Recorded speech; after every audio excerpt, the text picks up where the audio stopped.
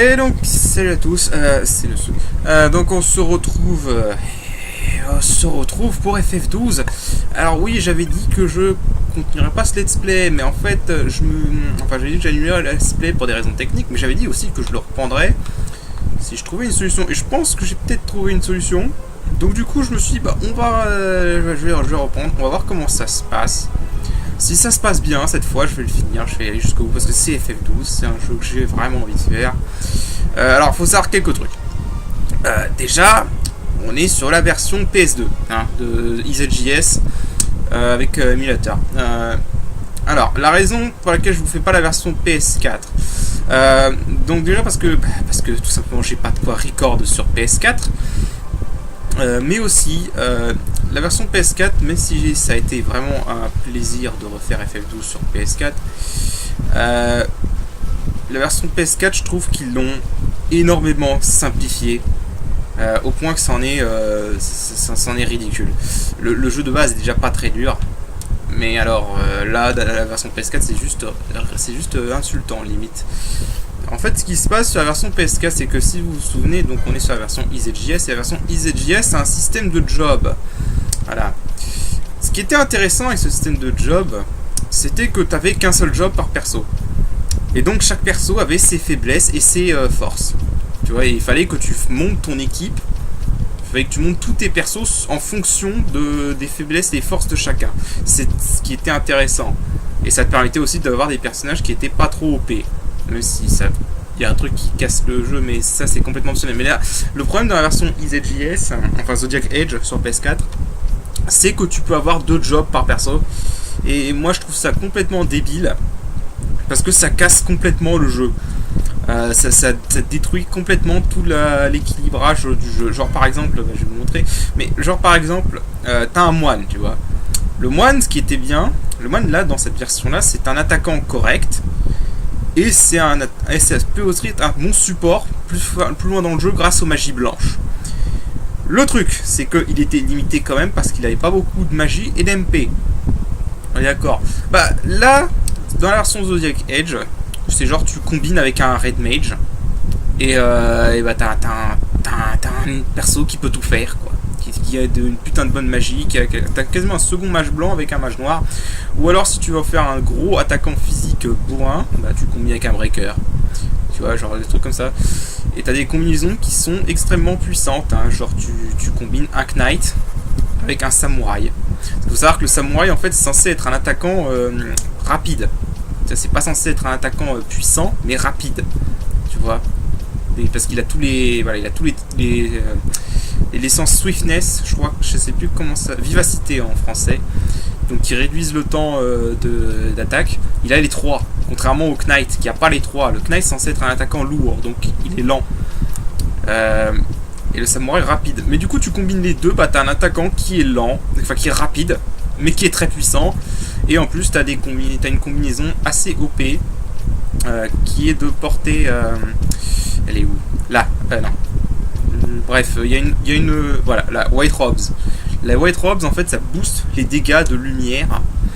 Et le Knight a l'épée Excalibur, qui fait des dégâts de lumière et qui a 128 d'attaque. C'est une épée qui est déjà de base et très puissante. Mais alors tu fais une White Robes, c'est complètement OP. Non seulement ça, mais en plus comme le samouraï a des équipements mystiques, bah ça permet également d'avoir un putain de bon soigneur grâce à Courageа là. Et Bravery Faith aussi. Mais donc voilà. Donc c'est pour ça que je vous fais pas cette version là. Et puis en plus ils ont facilisé certains boss, certains ennemis du jeu quoi, dans la version Zodiac Age. Donc c'est un peu... C'est dommage parce qu'à côté il y a vraiment des bonnes modifs qui sont sympas dans Zodiac Age. Mais pour moi le truc d'avoir 2 jobs par perso, c'est débile. C'est débile, ça casse complètement l'intérêt d'avoir des jobs de base dans ce jeu. À voir. Et donc aussi, alors j'ai fait par rapport à ce que j'avais prévu de faire dans mon let's play à la base, quand je l'avais commencé il y a cela un moment, j'avais dit que j'avais fait Fran une Red Mage. Finalement j'en ai fait une mage blanche. Voilà, parce qu'au final, en fait, ce qui se passe, en fait, c'est que Fran, si vous voulez, de base, Fran, elle a une magie qui est pas terrible de base. Donc du coup c'est mieux de lui faire un job spécialisé grâce comme le mage blanc. Bon, même si j'étais con, j'ai oublié d'acheter un sceptre dans cette partie parce que j'ai dû me retaper le jeu jusqu'à ce point. Bon, c'était pas très long, ça a pris que 2 heures, bon, vous pouvez le voir. Sinon j'ai aussi donc prévu de faire de quelqu'un d'autre ma mage blanc, ma mage rouge, bah H. Voilà, H. Bon là ça s'appelle Amalia parce qu'elle cache son identité, mais c'est H. H sera ma mage rouge plus tard. Aussi à la base je prévoyais de faire de Bash un archer. Et finalement en fait je me dis que je vais peut-être en faire un samouraï. Enfin j'hésite entre samouraï et breaker. Mais j'opterai plus pour le samouraï quand même. Donc là, donc si je vous rappelais bien, on était dans les égouts après qu'on avait foiré notre vol du magélite de la déesse. Et donc on avait juste battu des flancs et je m'étais arrêté là parce que j'ai quand même revu mes anciens épisodes pour voir. Normalement d'ailleurs la qualité vidéo devrait être un peu meilleure. Déjà ça devrait pas saccader parce que ça saccadait pas mal dans mes vidéos, j'ai remarqué. Donc là, hop. Bon, ce qui est bien aussi Fran, c'est que c'est une mage blanche, mais comme elle a le premier permis de magie noire, bah, elle peut quand même utiliser le sort feu et foudre. Par contre, pour pas utiliser la glace, c'est dommage. Hop là, les ghosts. Ça va. C'est pas compliqué. Alors. Bon, du coup, on va continuer ce let's play. Donc voilà, je vais vraiment le faire à la EasyJS parce que je préfère la version EasyJS de base. Un autre truc aussi de la Zodiac Age que je trouve con, c'est. Enfin, ça peut être simple, ça peut être intéressant, mais pour moi, j'aime pas ça quand un jeu propose ça. C'est le système de sauvegarde automatique. Que je suis pas fan du tout dans un RPG, je sais pas moi, t'as pas le, tu sais, t'as pas le frisson de perdre quoi, de risquer de perdre ta progression, c'est un truc que j'aime bien. De manière générale, je pense qu'on a compris que j'aime bien quand même quand il y a du challenge. Bon, même si FF12 c'est pas un jeu dur de base, hein, faut pas déconner. Hein. Il y a quelques boss optionnels qui sont durs si tu les fais très tôt, et il y a le trial mode. Mais ouais, sinon c'est pas vraiment un jeu dur quoi. C'est pas un jeu dur du tout même FF12 quand tu le connais. Faut aussi y jouer. Mais bon voilà donc voilà. Sinon à part donc pour ce changement pour Fran et H, mon équipe n'a pas trop changé. À part que j'ai fait de Penelo un Black Mage, enfin un mage noir au lieu du mage blanc que j'avais fait à la base. Voilà, son mage blanc ce sera donc Fran. Plus ils infléchissent si c'était et c'est déjà quand même pas mal là. Donc voilà, sachant que bon, je peux aussi vous parler des motifs de Zodiac Age, j'en parlerai dans ce let's play. Notamment en fait, il faut savoir qu'on n'a pas les 2 jobs tout de suite dans Zodiac Age, hein, pas plus que ça. Aussi un autre truc qui est con dans Zodiac Age, c'est que tu peux si vous voulez le trial mode, dont je parlais un peu au début du let's play il y a longtemps, je crois que j'en avais parlé, c'est une succession de combats où tu as plein de trucs. Normalement dans la version de base tu pouvais pas en sortir et donc tu pouvais pas garder les objets. Maintenant tu peux, et le truc c'est que le jeu il est pas du tout équilibré pour être fait comme ça, tu vois. Donc du coup voilà, là je peux pas profiter du trial mode dans cette version. Donc voilà. Parce que sinon je pourrais avoir des équipements pétés dès maintenant, hein. C'est juste complètement stupide. Donc là on va voir le premier boss, le premier vrai boss du jeu. On avait affronté un espèce de vaisseau chasseur la dernière fois, mais là on va vraiment faire un jeu. Ça c'est d'ancienne sauvegarde, voilà. Sachant, oui alors comme je le disais, donc je vais faire le jeu à 100%. Hein, ça c'est toujours clair et net, hein, voilà. Tu fais un let's play, un RPG, pour moi tu le fais à 100% ou tu le fais pas du tout, faut arrêter un peu les conneries. Enfin, voilà quoi. Donc le premier boss, donc Crin de Feu, donc, qui est un cheval, cheval de feu, logique, dans les égouts. Bon, c'est pas un boss dur, pas du tout même.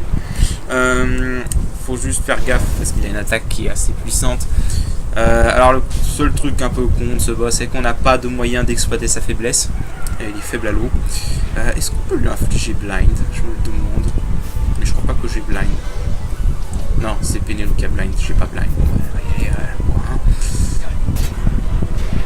voilà, c'est pas un boss très dur. Ah merde, j'ai laissé le Gambit Fire. Ouais. tu attaques. Voilà. Bon. Il paraît que soi-disant, si tu l'attires dans l'eau, il fait des...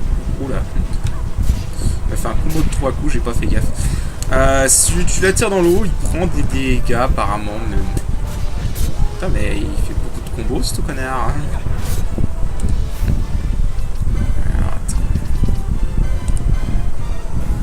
Ah merde, il va lancer sa grosse attaque. Voilà.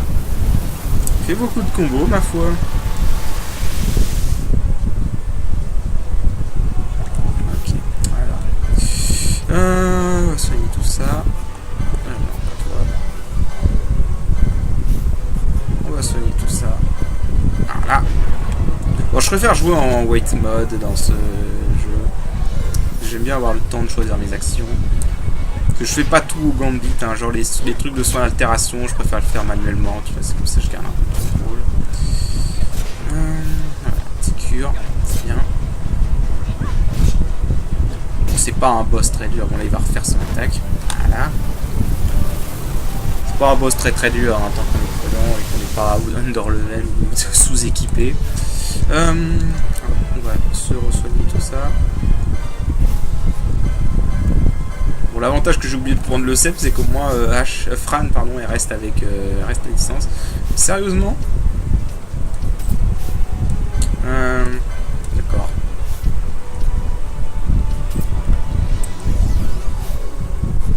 Alors, hop. Potion sur Baltier.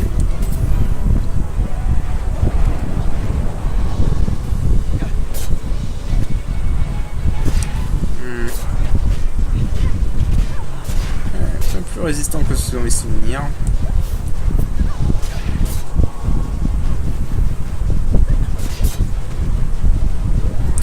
Allez.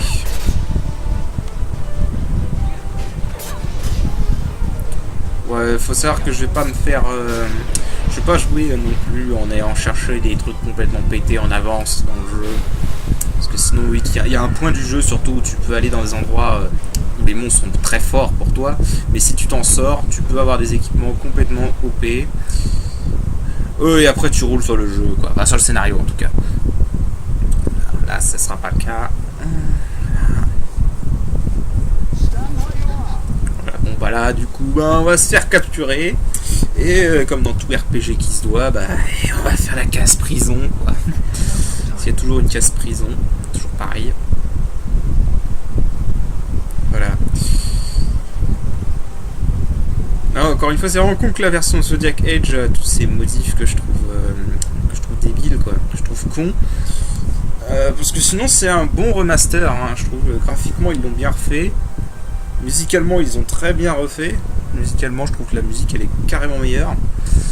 Même si j'aime déjà bien l'OST de FF12. Voilà. De toute façon, FF12, c'est un jeu hyper sous-estimé, hein, pour moi. Pour moi, c'est un jeu hyper sous-estimé. Enfin, bref. Parce que, oh là là, on n'a pas les clichés japonais habituels. Mais bon. Enfin, bref, du coup... D'ailleurs, c'est un truc marrant, parce que là, vous avez vu sur ma chaîne que je suis en train de me faire un hard mode de Seiken Densetsu 3. Qui est la suite d'un RPG appelé... Enfin, qui est la suite de Secret of Mana. Voilà. En fait, j'ai pas pu m'empêcher de retenir que trouver que le système de combat est un peu similaire à FF12. Je me demande si, en fait, pour le système de FF12, ils sont pas un peu inspirés de ça. C'est bien possible.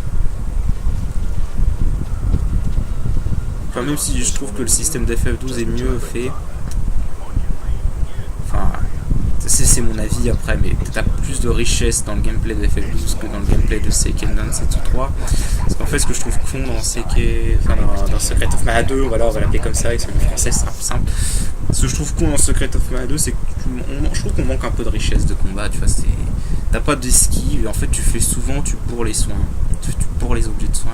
Enfin, faut dire que je le fais en hard mode aussi, à Seiken Densetsu 3.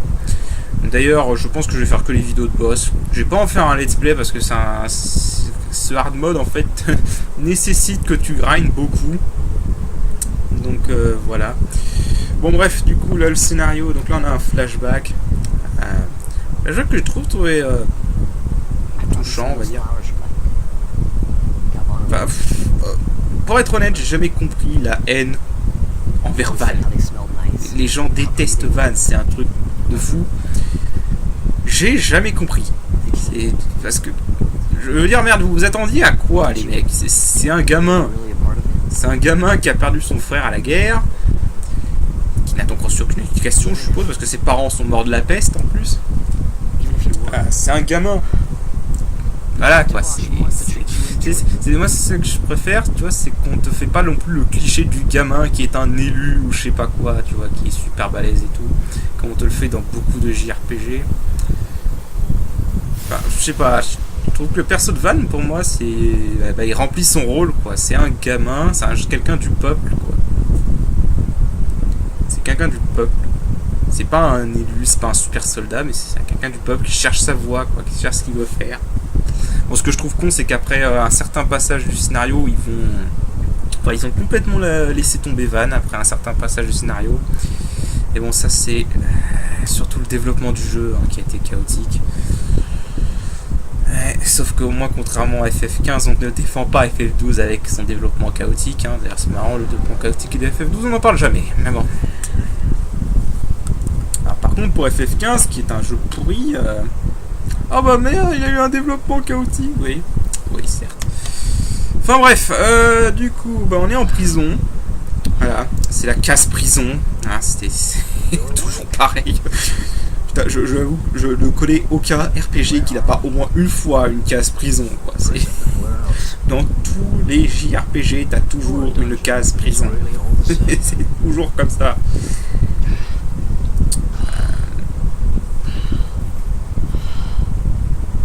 Un autre truc aussi de la Zodiac Age, c'est qu'ils ont laissé le choix entre les voix japonaises et anglaises. De toute façon, comme je le disais dans mes premiers épisodes, non, faut arrêter de faire son kiku otaku japonais. Là, non, la VA est carrément meilleure. Je suis désolé. Les voix anglaises sont largement meilleures. Vraiment, je sais pas pourquoi ils ont jamais repris cette équipe de doublage pour le doublage des Final Fantasy après FF12. En anglais, en tout cas. Parce que putain, ils ont fait un super boulot. C'est un super boulot. Je crois que c'est honnêtement le meilleur doublage anglais que j'ai eu dans un jeu vidéo. C'est pour ça que pour moi, je jouerai jamais en japonais. J'ai écouté voix japonaise, je suis vraiment pas fan. Ça fait shonen. Ça fait shonen en fait, et je trouve que FF12 c'est pas un scénario shonen, tu vois. C'est pas totalement un scénario shonen. Tu vois, donc ça s'y prête pas. Bon, là c'est juste le monde de la prison.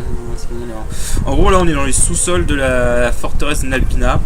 Forteresse Nalbina, si vous vous souvenez, c'est l'endroit où on a fait le tuto avec Rex. Et où Rex est mort, voilà. Rex s'est fait. Voilà. Donc là, ici, on peut avoir des Knot of the Rust. Blocs de rouille en français.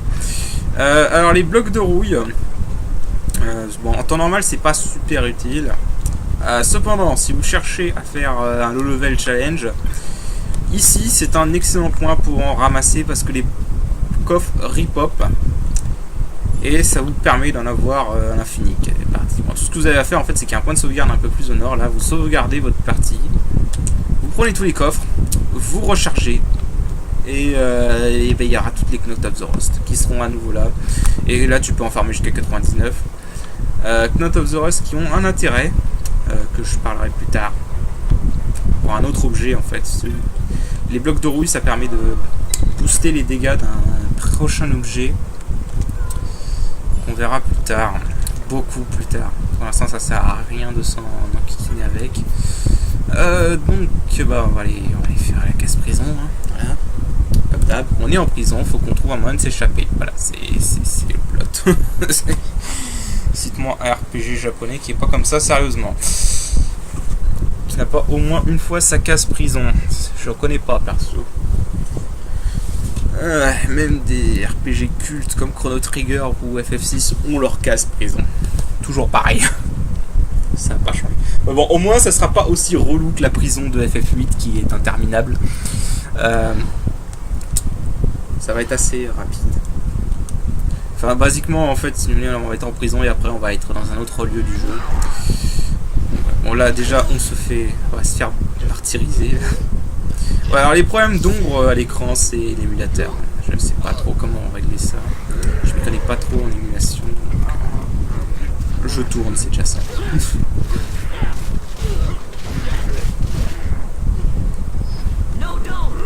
Boum. Allez. Ah bah ça c'est les gros brutaux de la prison, voilà.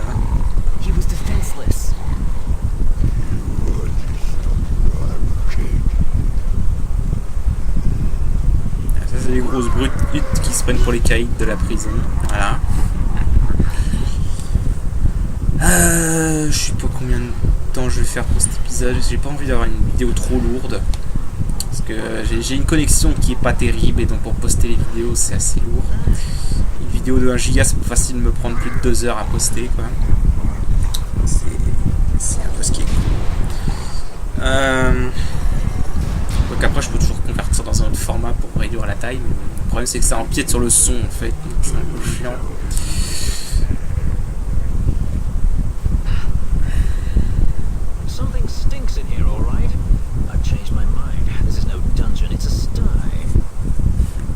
Ce perso est tellement génial. Ah oui, il faut savoir aussi que pour une fois, que contrairement à beaucoup de JRPG, hein, pour une fois, ils ont pensé à nous retirer notre équipement. Hein. Donc là, on va se battre à main nue. Enfin, ils ont pensé à nous retirer notre équipement, mais ils ont pas pensé à nous enlever nos objets. C'est con. Toi, ils ont pas pensé à retirer les blocs de rouille qui traînaient dans la prison. Enfin... Mais on peut toujours servir de la magie, même si on n'a pas de magie ici. Donc voilà. Alors, ouais, voilà, donc on a que les Cognate of the Rust. Alors, bon, c'est pas un combat dur, hein, mais juste buter Dagusa en premier. Vous pouvez essayer de leur voler, tiens, ils ont peut-être des trucs intéressants à voler. Essayez de les voler, tiens.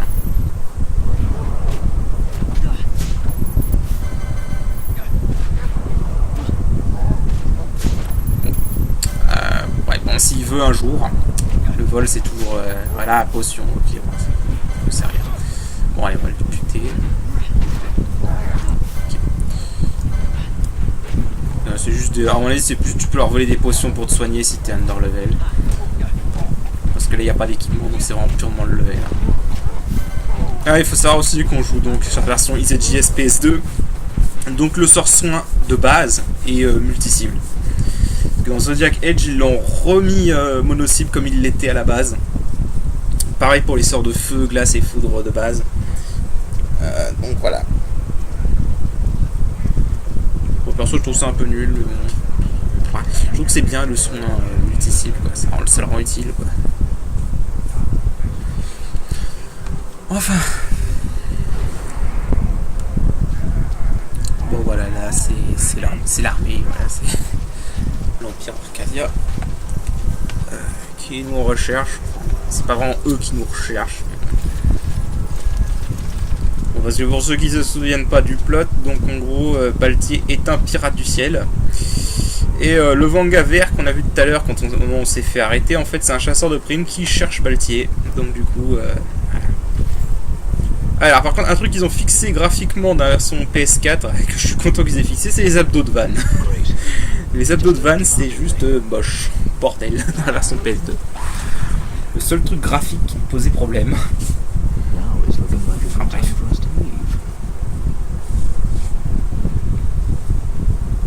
Ah bah t'étais où toi? Through the oubliette, there's a way out. Only you sense the mist. Alors.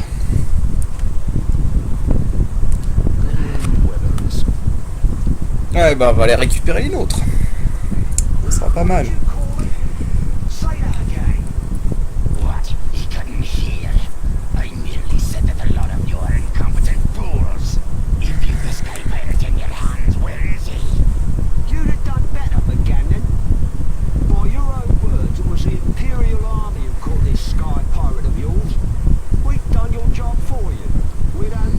Enfin bref. Ouais, d'ailleurs ces chasseurs de primes, on aura l'occasion de se fighter contre eux plus tard. Mais bon, pas tout de suite.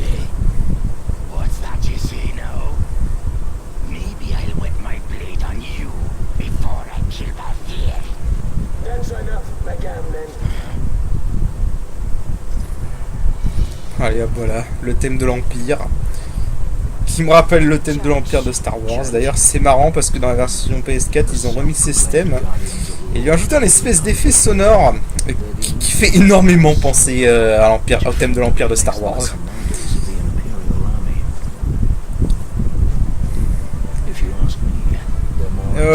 Le juge Gabrant, qui est mon main dans Dissidia Duodécime. Un de mes mains. D'ailleurs, il est où? Putain, il est où là? Je l'attends dans Dissidia NT, merde. Pour l'instant, ce qui est le Dissidia PS4, vous pouvez compter sur moi pour l'acheter. Et Dissidia PS4, voilà. Et il n'y a toujours pas Gabrant. Et ça me casse les couilles parce que Gabrant c'était un de mes mains. Il est fun à jouer, je trouve, dans Dissidia Duodécime. Il est unique par rapport aux autres persos. Il a vraiment un style unique dans Dissidia. Enfin, voilà.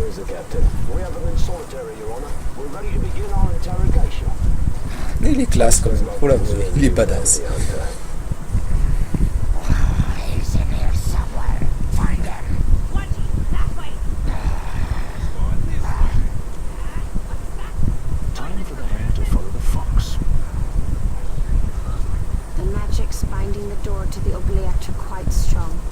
Bon, donc voilà, donc là on va devoir aller courser Gabrant. En gros.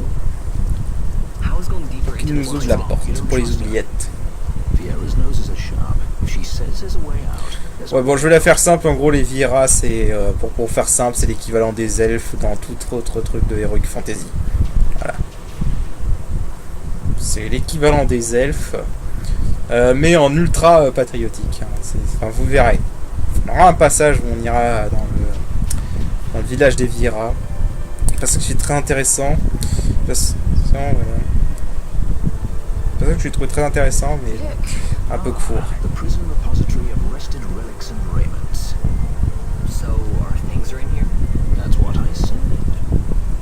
Là, on va récupérer nos équipements.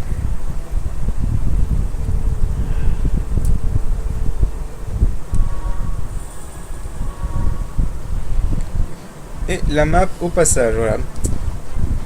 Alors, un truc qui est vraiment excellent par contre dans cette version par rapport à la version de base, hein, là je parle vraiment de la première version sur PS2.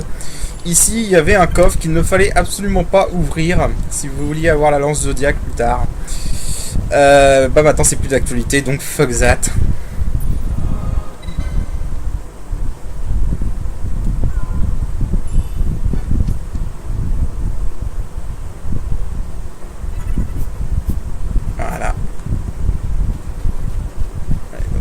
Bah on est reparti.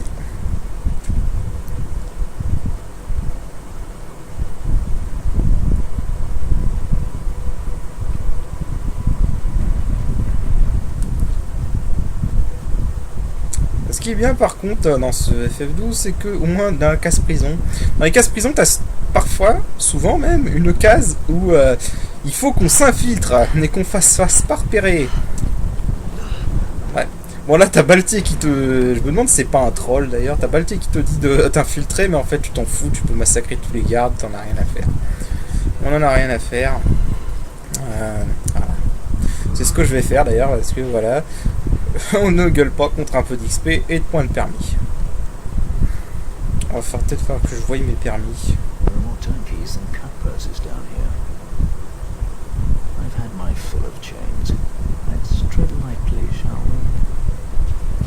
Alors les permis, ah oui j'ai quand même pas mal de points de permis, surtout avec Van. Donc pour Van, pour l'instant je veux surtout de l'attaque. Voilà, la force d'attaque. Bon ça sert à rien. Ça augmente tes dégâts avec la main nue. Mais honnêtement j'ai jamais utilisé le combat à main nue dans ce jeu. Je crois que vraiment ça sert à rien. Pour le moine, t'es mieux de rester en bâton de combat. Là, sens des remèdes. Sens des remèdes, c'est bien. Mais j'en ai pas besoin. Vas-y, on va le prendre. Sens des remèdes, c'est bien. Niveau. Bon, on va commencer à augmenter un peu les armures. Pareil pour Fran. D'ailleurs, je viens de remarquer que j'ai droppé une armure magique. Tant mieux. On va monter sa magie. Voilà. Bon, les grilles de permis sont pas très longues à compléter dans cette version. Elle rapporte plus de bonus. On va lui donner plus de vie. Voilà. Parce que c'est une white mage, donc elle a pas beaucoup de PV. Mais on peut corriger ça. Et encore une fois, dans la version Zodiac Age, bah, tu combines avec un autre job. Et puis voilà. Tu mets le machiniste. Et t'as beaucoup de PV. Enfin, t'as des combos. Enfin, honnêtement, je trouve que le système de combinaison de job était bien sur le papier, mais le problème c'est que le jeu il est pas du tout équilibré pour que t'aies deux jobs, quoi. Déjà à la base, il est à peine équilibré pour avoir un job. Donc, pour avoir une classe. Donc voilà, c'est complètement con. Vraiment d'avoir fait ce système de job. D'ailleurs, l'autre point qui me fait comparer un peu à Seiken Densetsu 3. C'est le système de classe, parce qu'il y a un système de classe dans Seiken Densetsu. Et putain, j'en ai marre de ce nom, il est trop long à prononcer. On va dire Secret of Mana 2, voilà. Je dis que je vais le dire plus tard, mais bon, c'est pas grave. Bref, dans Secret of Mana 2, il y a un système de classe aussi, mais c'est pareil, sauf qu'en fait c'était perso. Les persos sont les classes en fait. Pour ceux qui n'ont pas compris quand je jouais à quand j'ai fait quelques vidéos de boss de ce jeu, en fait Seiken Densetsu 3. Je le dis tout le temps alors que je dis I que je vais dire Secret of Mana 2. En fait, Secret of Mana 2, t'as des persos qui ont des classes définies, tu vois. Et ben voilà. Faut que tu builds, faut que tu prennes ton équipe de 3 selon les persos.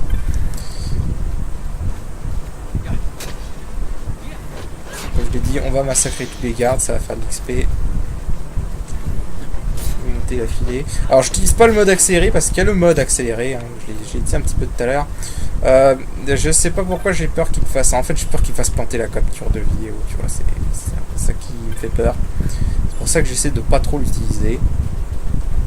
Là globalement après cette zone, on va avoir une cinématique et je m'arrêterai là. On fera le prochain donjon après, pendant le prochain épisode. Pour mon let's play de FF5, je vais le continuer, hein, rassurez-vous. Donc ça va continuer le let's play de FF5. D'ailleurs, du coup, je peux faire des comparaisons avec FF5 maintenant que j'ai fait FF5, parce que c'était vraiment la première fois que je joue à FF5. Parce qu'on retrouve des jobs dans FF5, enfin on retrouve des jobs dans ce FF12 qui sont dans FF5. Genre le moine, le lancier ou le samouraï. Je tiens quand même à dire que le samouraï est meilleur dans FF5 que dans FF12. Enfin, c'est différent, parce que dans FF5, c'est un... Dans FF5, le samouraï, c'est un gros attaquant lourd. Complètement l'inverse de FF12. FF12, c'est plutôt un attaquant rapide. Donc, c'est complètement l'inverse. J'avoue que j'aime bien les deux. J'ai quand même... Bref, je trouve quand même qu'il est plus utile le samouraï dans FF5. Enfin, voilà, c'est une petite comparaison, par exemple, tu vois.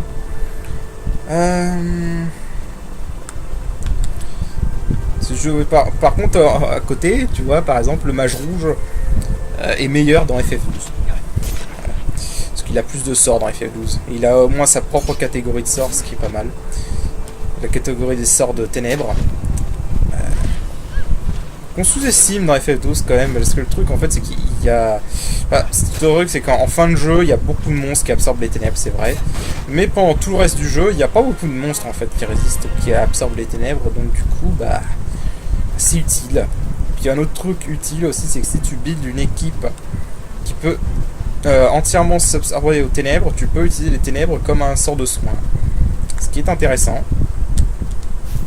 On va se soigner un peu pour sûreté. Alors t'es con de pas acheter un sceptre. J'ai pu oublier ça, quoi. Un truc aussi banal, quoi. Donc là ils vont nous ouvrir la porte. Bon, d'ailleurs c'est pas une cinématique intéressante. En gros ils font juste couvrir la porte avec une incantation magique. Et le let's play va déjà être hyper long. Le rallongeons pas plus que ce que ça va être. Non, parce que FF12 c'est un jeu qui est long, hein. C'est très long à finir à 100%.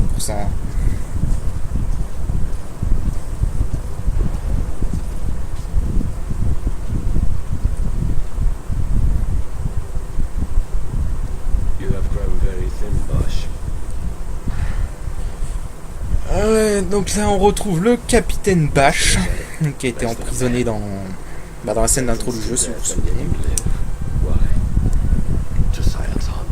Ça me permet d'ailleurs de dire au passage qu'il y en a qui, je pense, qui suivent pas du tout le scénario. Hein. Ils disent qu'il est pourri, mais ils le suivent pas. Parce que j'ai déjà eu des mecs qui ont posé la question pourquoi ils gardent Bash en vie. Ok. Alors les mecs, si vous suivez pas, en fait, Bash, comment dire, il s'en sert comme, enfin, le méchant, Vayne, s'en sert comme un, comment je pourrais ça, comme un outil de pression contre un autre perso qu'on verra plus tard. Voilà. C'est pour ça qu'il le garde en vie.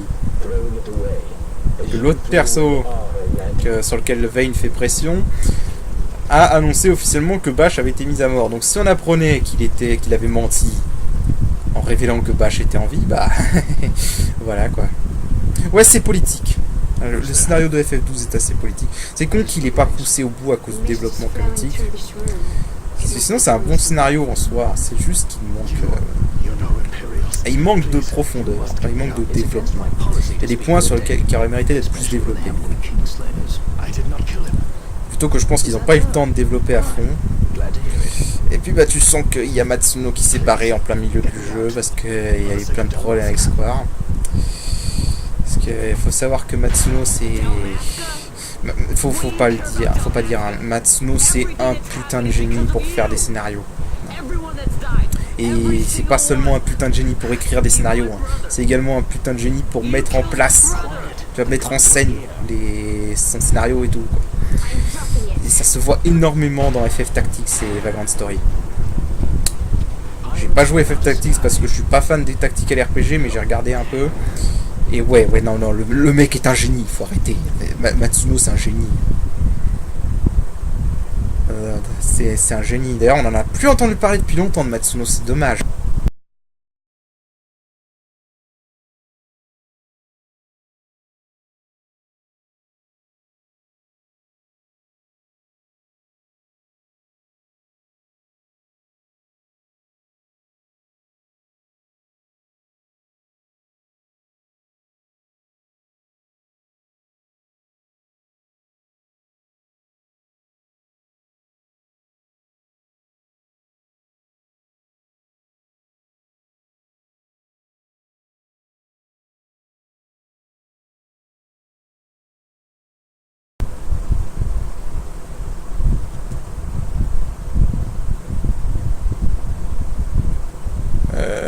Wesh.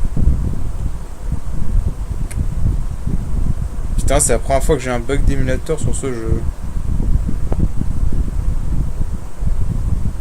Non. Alors, c'est juste que le chargement a été long. Je me rappelais pas qu'il y avait un temps de chargement aussi long à ce stade, ou alors c'est l'émulateur qui a planté, je sais pas.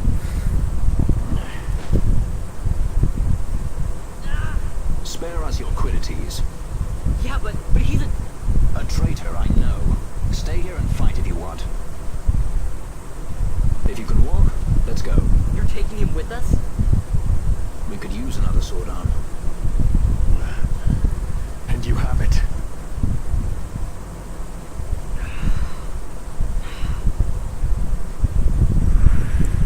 Bon, on a Bash en tant que personnage invité. Bon, ça c'est encore la présentation des noms, on s'en fout. Donc on a Bash en tant que perso invité, donc bon, même s'il n'est pas utile du tout parce qu'il n'est pas équipé. Hein, c'est un prisonnier, hein, donc il a un main nue. Donc on fait beaucoup plus de dégâts. Voilà, 2510 Gilles, c'est pas mal. C'est cool. Alors il y a un marchand en bas. On va aller juste faire quelques emplettes et on va arrêter l'épisode là. Ça fait déjà 40 minutes. Je vais essayer de pas dépasser les 40 minutes de vidéo.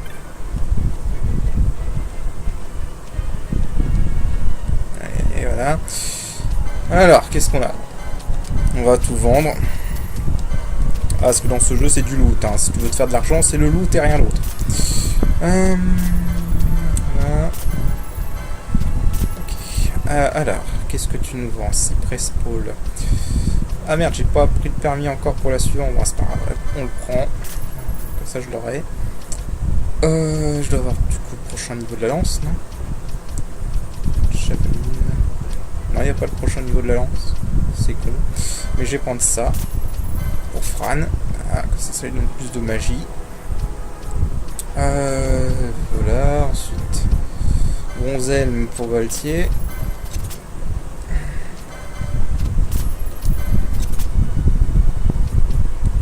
Ça c'est bon.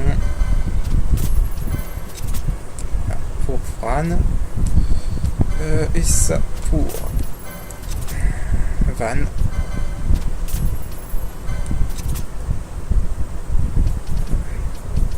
Ah merde, j'en avais déjà un autre. Oh bah le con. Je viens d'acheter des trucs pour rien. C'est pas grave. Au niveau des accessoires, ça peut être bien.